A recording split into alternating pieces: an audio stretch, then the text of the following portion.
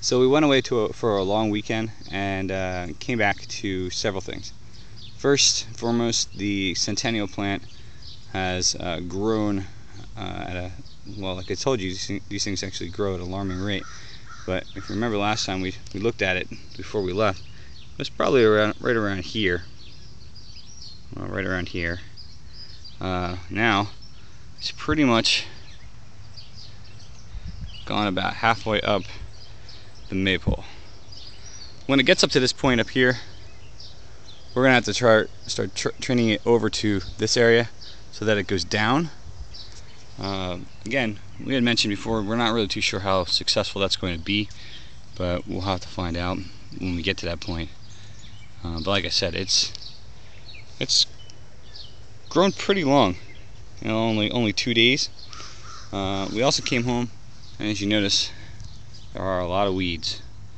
And if you look at the ground is really hard. When it rains and when you water, the ground becomes like a seal. The best thing to do at this point in time is to cultivate. You could yank these weeds out, but I find cultivating actually is a better method of getting through the weeds and picking them out directly to the roots.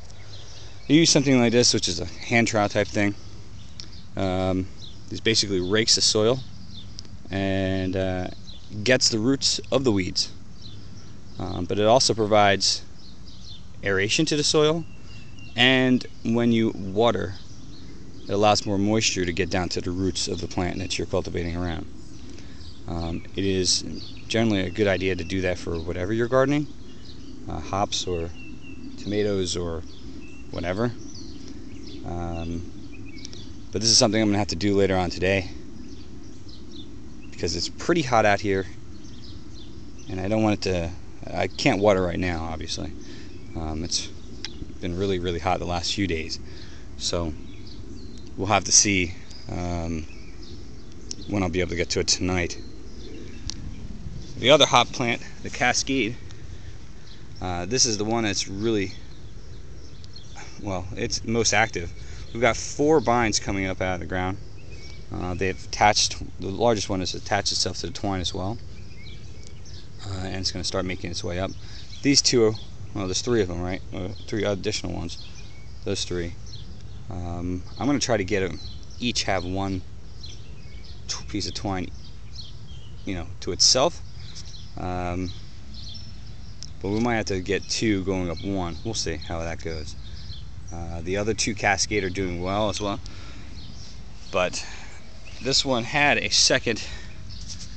Let me get out of the way so you can see it, not my shadow.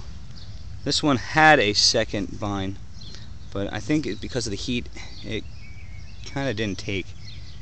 It has attached itself to the twine and starting to make its way up as well. And the 3rd Cascade hop over here,